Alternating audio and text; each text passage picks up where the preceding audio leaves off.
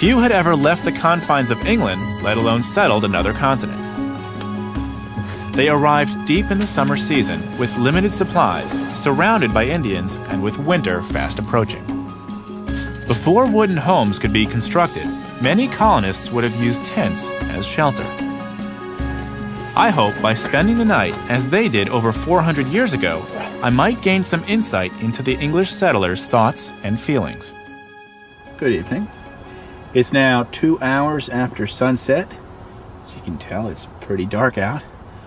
I'm all alone at Fort Raleigh, holding down the fort, so to speak, trying to get a sense of what the colonists might have felt when they were here 420 years ago.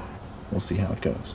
But I think that the people who were coming to this new world were incredibly adventurous and were willing to sign up for an experience well beyond their imagination. They didn't know the terrain. They didn't know if the natives were hostile or friendly. They didn't know if they could survive long enough to actually grow their own food and become self-sustaining. And as I'm spending my first night here, completely unknowing, don't know what's out here, don't know how it's going to go, I got to give them credit. That's impressive that they would go all the way to the other end of the world and start a new life. Sir Walter Raleigh's third expedition did take hold here on Roanoke Island. According to Governor John White's surviving accounts, they established homes, and in less than 1 month they were rewarded with a new addition to the settlement. White's granddaughter, Virginia Dare, was delivered, becoming the first English child born in America.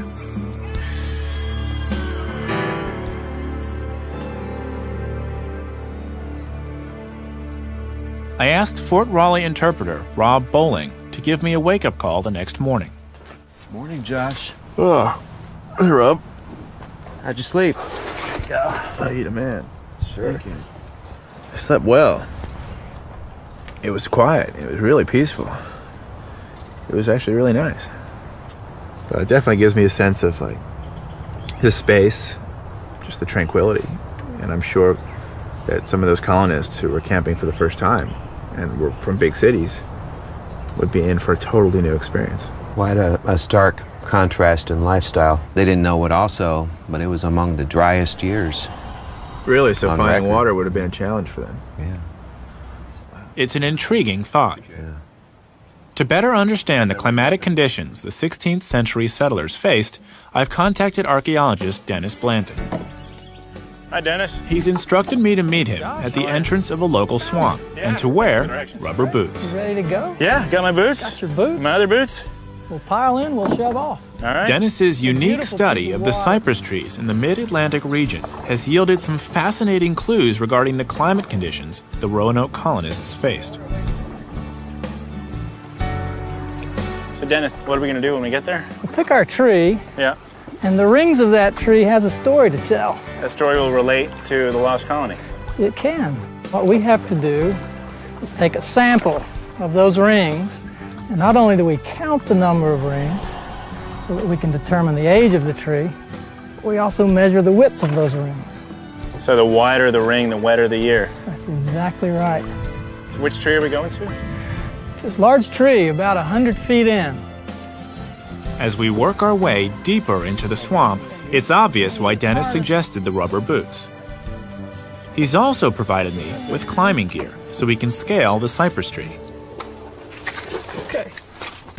But first, we need to get to it. Watch your step. Pretty good mud, huh? That is nice mud.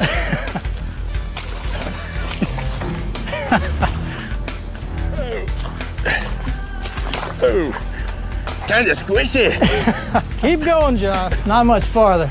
All right. And here is our tree. Dennis has brought me to this cypress tree to take a core sample. Get a little above this. By boring into the heart of this centuries-old giant, we can collect a cylindrical core that illustrates the water conditions over the tree's lifespan. Length of rope called a lanyard. Dennis explains that the best place to core this cypress is some 10 feet up from the base. Since I've never climbed a tree with spikes and a harness, Dennis shows me how it's done. Make sense? Yeah, well, you know, it looks okay. Let's see how it actually goes. Okay. I think I'm in a good spot now.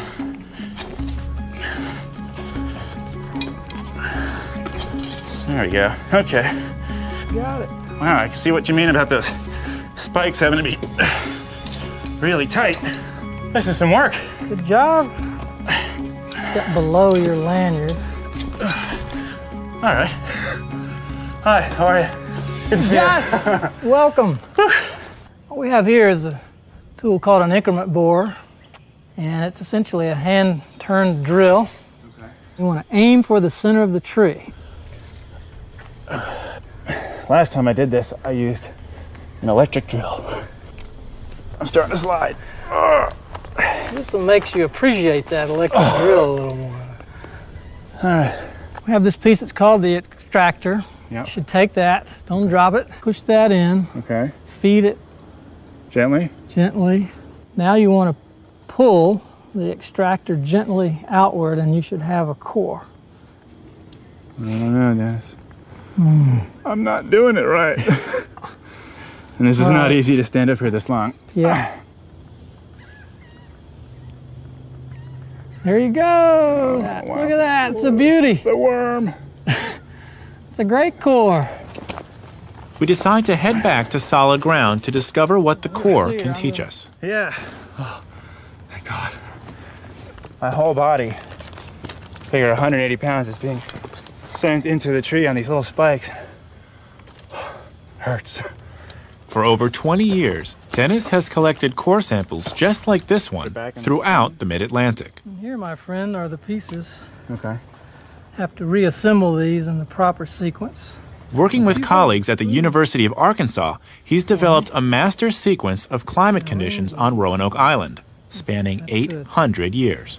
What can you tell me about the conditions that the settlers faced? The worst drought in the last 800 years in this region occurred between 1587 and 1589, Oh, really? which is precisely the last attempt to settle Roanoke Colony. So any attempt that the settlers would have made to farm or to even just provide a livelihood would have been a real challenge. So this could explain some of the conditions that led to the colony getting lost. That's right. You can learn all that just from studying tree rings. That's exactly right.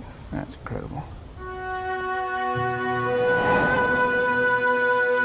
Less than 1 month after their arrival, the Roanoke colonists were forced to confront some harsh realities. John White returned to England for emergency provisions. According to his writings, he resisted but ultimately agreed to leave.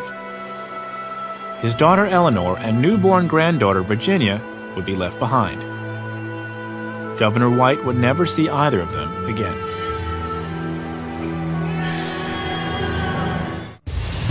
I'm investigating one of the oldest missing person cases in American history, the lost colony of Roanoke Island. I've flown above the island looking for clues to where the English settlers could have gone. And I've discovered that the Roanoke region was suffering one of the worst droughts in 800 years. In August 1587, the colonists urged their governor, John White, to return to England for much-needed supplies. John White left the settlers and his family promising to return quickly from England with more provisions. He hoped it would take 3 months. It actually took him 3 years. In 1587, as the Spanish Armada prepared to wage war against England, the Crown requisitioned all available ships for the war effort. The Roanoke colony was effectively cut off. In August 1590, White finally returned to the settlement site. He found it abandoned. His only lead, a single word carved into a post: Croatoan. According to his writings, this one Indian word restored White's hope that the colony and his family had survived.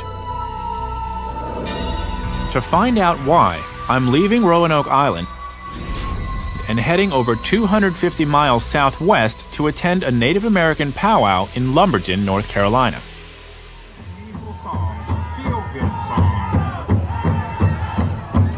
I've been invited here by Dr. David Levere, professor of Native American Studies from the University of North Carolina at Wilmington. So how is it that the word Croatoan would bring us here to an Indian powwow? Well, Croatoan was an island, or that was the name of an island in the Outer Banks. And the people that live there, the Croatans, are the ancestors of these people here that we call the Lumbee. The Lumbee are the largest Native American tribe east of the Mississippi River. Ruffle dance! Today is a good day to be native. The over 40,000 member community resides primarily in south-central North Carolina. But 400 years ago, their Croatan ancestors were a coastal people. Written accounts from Raleigh's early expeditions, together with Master Kindle's signet ring found on Croatoan, have convinced some historians that the Indians living there befriended the English, traded with them, and protected them. Croatoan, now called Hatteras, belongs to the chain of coastal islands known as the Outer Banks. If the 1587 colonists relocated there, John White believed their safety would have been assured thanks to one man, Manteo. Manteo, a Croatan Indian chief, met White during Raleigh's previous expeditions to Roanoke Island. Assisting the English caused Manteo and the Croatan Indians to become blood enemies of rival tribes. But Manteo saw long-term advantages to feeding and protecting the colonists. He had more or less said that my future lies with the English and I'm going to help them. I'm going to ally with them. And it would be a very good alliance if it worked out. He would get economic benefits, he would get military benefits, he would have good allies against some growing confederacies around him. So this could be a very good thing for Manteo and the Croatoans. So the colonists would look to Manteo naturally for some sort of support. It was good for him to make sure that they survived. He had essentially allied himself with a very powerful European nation. If Manteo could make these people into kin, then he could become a very big power in this part of the country. But Governor John White would never reach Croatoan Island. Following a terrible storm, his rescue ship was cast back into the Atlantic Ocean. He was forced to return to England. While the evidence that the Roanoke colonists moved to Croatoan is slim, their motivation to join the natives would have been powerful. More than just protection, the Croatan Indians could have taught the English how to survive. To understand just how much vital knowledge the Indians possessed, I've asked an old friend to meet me at Roanoke Island. Great to see you. Steve Watts of the Shield Museum in Gastonia, North Carolina, is a leading authority in American Aboriginal studies. What was life like here for the natives in the late 16th century? These people were living in an incredibly diverse, rich environment. And they understood it. They understood the maritime forest and all the resources there, and they knew how to extract a living from that in all sorts of conditions. So if the colonists arrived here, it was pretty much the worst time. It's a drought. They don't know the area at all. Sounds like they would have a lot to learn from the natives. Well, it was really essential to their survival. Wow. Nice spread you brought. Well, let's take a look. All right. This gives you a pretty good example of the diversity of the toolkit of the people living here. Their ability to use the stone, the bone, the shell, the wood, all the things in this environment in order to live and not just survive, but have a pretty sophisticated life here. They were able to create a whole lifestyle, a very rich lifestyle without any metal at all. Right. The basis of the whole technology is stone. Whether it's in this axe or the knife or a simple flake tool. And of course the arrow points. We always think about the arrowheads, the arrow points. And, Native Americans used bows and arrows to hunt, but they also used them for defense. The 16th century colonists' main means of defense was the musket.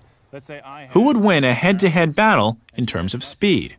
So let's say you're the colonial person with a musket and I'm the native with the arrow.